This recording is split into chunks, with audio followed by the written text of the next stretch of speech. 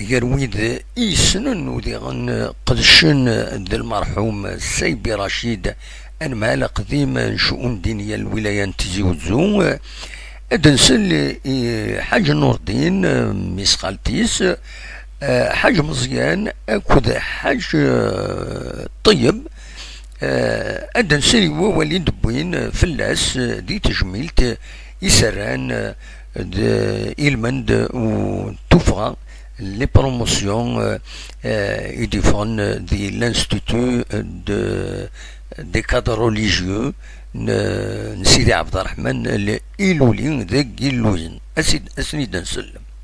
بسم الله والصلاة والسلام على رسول الله. الرجاء في الهدوء، الرجاء التزموا السكوت من فضلكم. بسم الله الرحمن الرحيم والصلاة والسلام على أشرف المرسلين. أما الكثير يعرف أو يسمع عن المدير الحاج رشيد صيبي، لكن القليل من علم ما قدمه من أجل إعلاء الدين وضوابطه. فمن لا يعلم بأن الفقيه صيبي رشيد رحل عنا في أعز عطائه وتوفى في سن 57 سنة. عاش متواضع ومات متواضع. رشيد صيبي كان من نخب الجمهورية الجزائرية.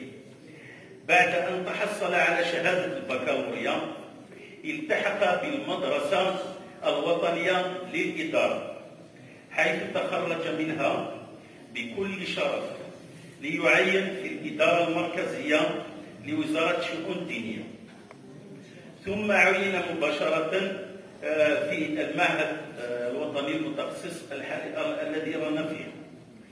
وفي سنة 1997 التحق بمديرية الشؤون الدينية لولاية تيزي وزو، بقي فيها ما يقارب 10 سنوات، 8 سنين تقريبا، ثم حول إلى نفس المنصب إلى ولاية الدويرة، أين أكمل مشوار حياته فيها وتوفي ربي رحمه.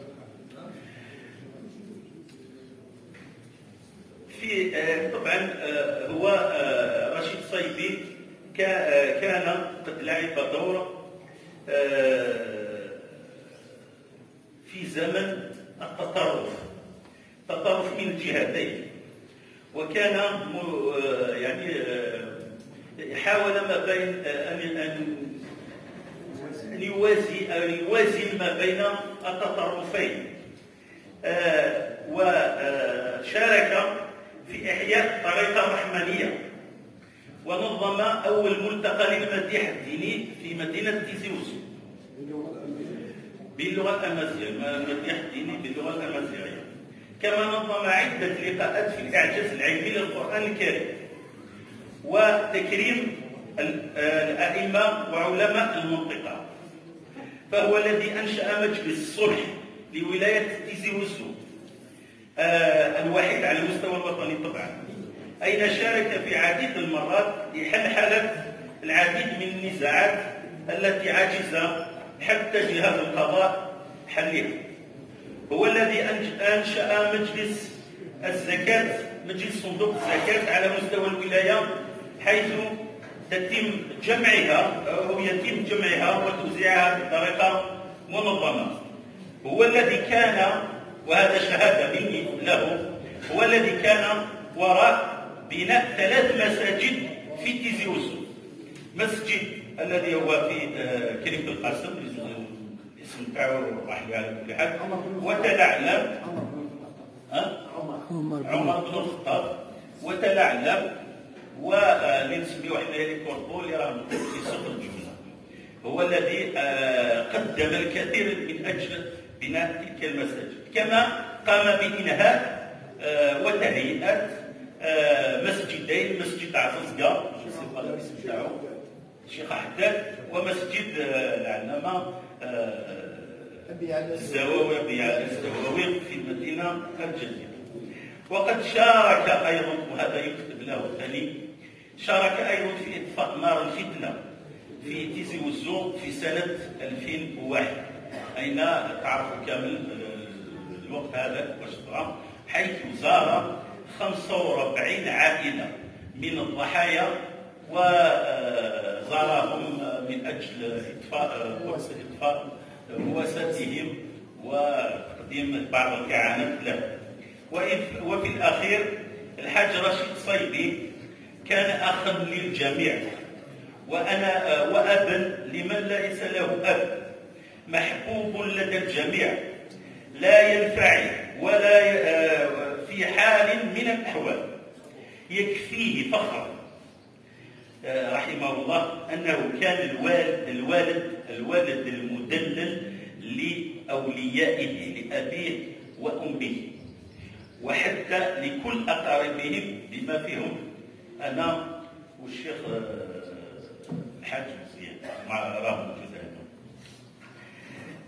اللهم أكرم نزله ووسع مدخله واغسله بالماء والثلج والبرد ونقي خطاياه كما ينقى الثوب الأبيض من الدنس.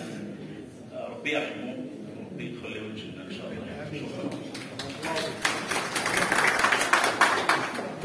شكرا. شهادة أخرى.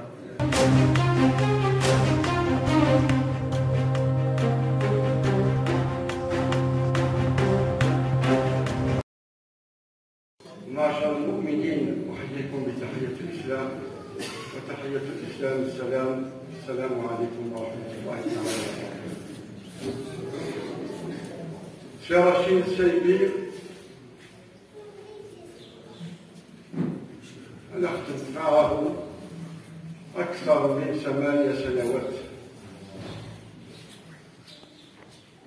ولم أحس أنني يوما أنه مدير على مستوى المديرية بتواضعه وإخلاصه. وفي يوم من الأيام قال لي سي رشيد رحمه الله ويرحم الجميع، ربي إن شاء الله يجمعنا معه في جنة النعيم، لأنه سي رشيد معروف بإخلاصه وبتواضعه، ولم يحس واحد من الموظفين في مديرية الشؤون الدينية والأوقاف بأنه مدير عليه، لأنه يكتم الغيظ ويعفو عن الناس كثيرا. في يوم من الأيام قال لي سي رشيد، لأنه أعطاني ثقة كاملة وخدمت معه، قال لي بالضحك يضحك، قال لي ربما في يوم من الأيام سيقتلك ويظنون أنك أنت المدير، وعندما يقوم بالتحقيق يجدونك أنك موظف بسيط. رحمك الله يا سي رشيد، رحمك الله يا سي رشيد. لم أستطيع أن أقدم عنه كثيرا، لأنه شارك في إخماد نار الفتنة في ولاية زوزو في 2001. قمنا أنا وهو وزرنا بيوت الميتين على مستوى ولاية زوزو، والناس تخاف أن تمشي معنا، ولكن سي رشيد مشيت أنا وهو إلى 45 شخصا وقدمناهم المساعدات. رحمك الله يا سي رشيد وأسكنك فسيح الجنان، ونطلب من الله سبحانه وتعالى أن يجمعنا مع المشايخ ومع الناس يخدموا مديرية الشؤون الدينية والأوقاف لولاية زوزو، لأن هناك أيضا أناس آخرين، لأن مديرية الشؤون الدينية في زوزو أصعب وأصعب مديرية على مستوى الوطن. جزاهم الله خيرا من الأول إلى آخرهم. شيخ الأحسن إن شاء الله ربي يعطيهم القوة، وإن شاء الله لكي هذه تزيد الولاية تصبح إن شاء الله زاوية وتصبح مديرية كما يذكرها الناس بلاد الزواوع، لأن إن شاء الله ربي يحيي الزوايا لولاية زمزم. وبارك الله فيكم، ونطلب من الله سبحانه وتعالى أن يتغمده في جنة الآخرة وفي جنة الفردوس إن شاء الله يا رب العالمين. والحمد لله رب العالمين، والصلاة والسلام على رسول الله. آمين، والحمد لله رب العالمين. شكرا حاج. بدت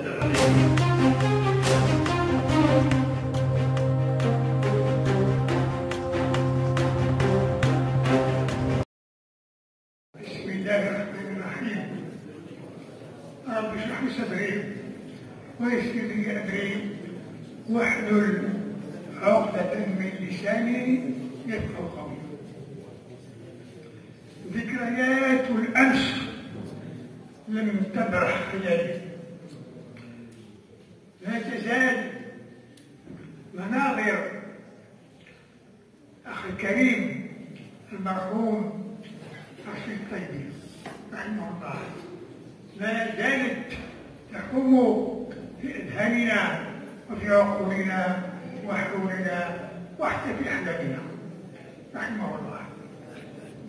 قضينا معه وقتا ليس بالطويل، ولكن ليته طال، لاننا لاحظنا فيه خصالا كثيره قد لا توجد إلا في القليل نادر من الناس الطيبين، من الناس المستقيمين، من الناس الذين يحبون الخير لكل أحد. الشيخ طيبي رحمه الله كان على رأس مديرية الشؤون الدينية في زمزم. نقدم شهادة لله أنها كانت في وقته كخالية النحل، وكان هناك نشاط على عدة أصعدة. مثلا في شهر رمضان يوزعون بعد أن نعقد اجتماعا وننظم الأعمال، يوزعون على النشاط. كيف؟ في النهار نطوف على المؤسسة التربوية نلقي المحاضرات، وفي عهده ألقيت محاضرة تضمنت 34 ثانوية في عام واحد.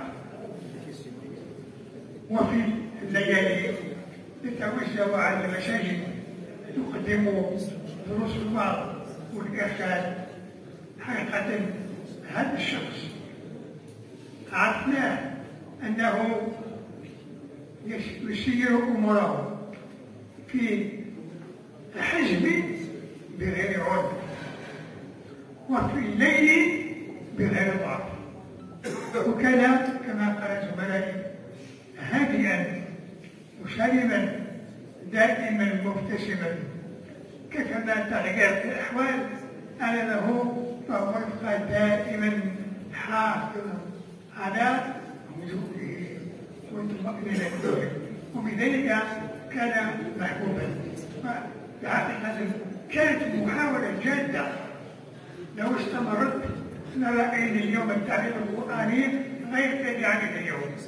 فقمنا به احتفلنا وقمنا بإصلاح، وأعدنا برامج وأعدنا دراسات، وحتى نستطيع أن نوحد كل برامج موجودة في الزوايا بحيث لا يتركها تعمل كما تشاء.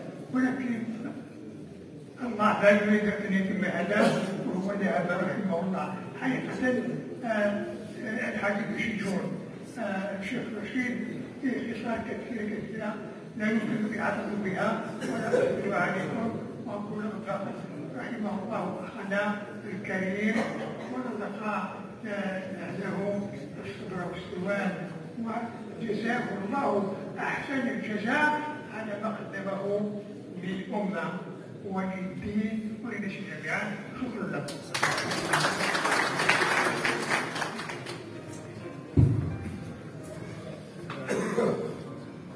لكم.